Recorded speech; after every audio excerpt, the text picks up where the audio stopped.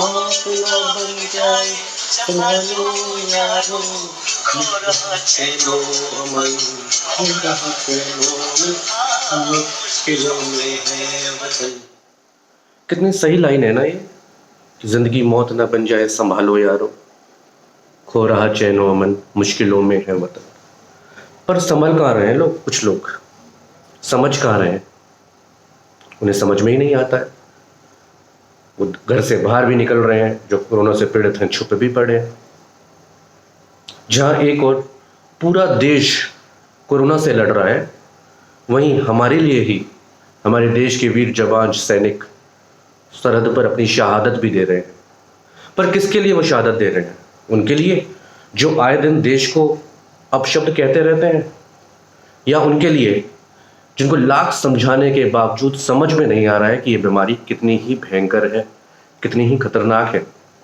शायद आप में से कुछ लोगों को पता भी नहीं होगा कि 4 अप्रैल को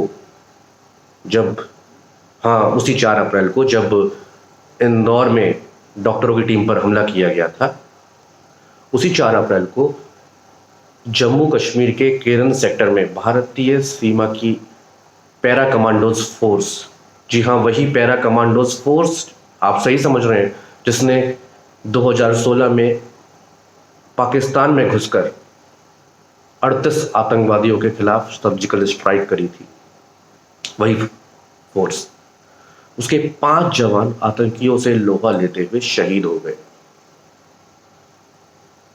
भारतीय सेना को सूचना मिली कि कुछ आतंकवादी घुसपैठ कर रहे हैं, पर भारी बर्फबारी और बारिश के कारण वहां मौजूद टुकड़ी वहां तक पहुंच नहीं पा रही थी, तो स्पेशल फोर्सेस को काम दिया गया।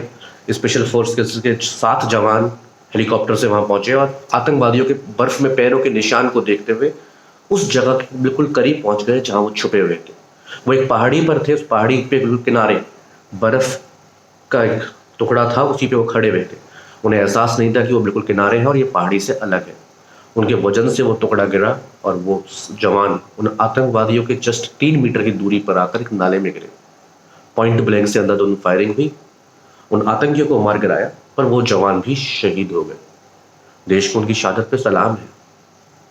पर आज वो सोच नहीं रहे होंगे कि हमने अपनी शहादत उन देशवासियों के लिए दी जो आज, जिनको एक मौका मिला है कि एक लड़ाई लड़ने का इस देश के अंदर, पर वो लड़ ही नहीं रहे। आपको पता है कि पूरा विश्व के सारे देश आज एक अपने अपने देश में कोरोना से लड़ रहे हैं। उनकी लड़ाई सिर्फ इस वक्त कोरोना से है, पर हमारे देश में हमारी सरकार को, पुलिस को, डॉक्टर को सिर्फ कोरोना से नहीं लड़ना है, उनको लड़ना है ऐसे लोगों से जो समझ ही नहीं रहे हैं, ऐसे लोगों से जो या तो घर से बाहर निकल रहे हैं या लाख समझाने के बावजूद जिनको कोरोना के लक्षण हैं वो घर में छुपे बैठे हैं। पुलिस को, डीजीपीज को, सरकारों को न्यूज में आके, प्रेस कॉन्फ्रेंस का आके कहना पड़ रहा है कि आप बाहर आइए, सरेंडर करिए, क्योंकि उनके ऊपर लक्षण है। पर पता नहीं क्या है उनको कि वो पूरे समाज को इस मौत के सामने झोंक देना चाहते हैं। और ये मैं केवल एक समुदाय की बात नहीं कर रहा हूं, ये सबके लिए, हिंदू, मुस्लिम, सिख, ईसाई, सब।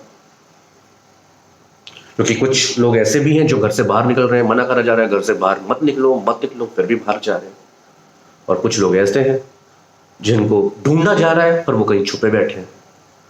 तो कोरोना से लड़ना ही लड़ना है, ऐसे लोगों से भी लड़ना है। अरे प्लीज संभल जाइए आप लोग, अभी समझ जाइए। क्यों ऐसी जगह झोंक रहे हो पूरे देश में जहां से सिर्फ और सिर्फ हालत बद से बदतर होती जाएंगी।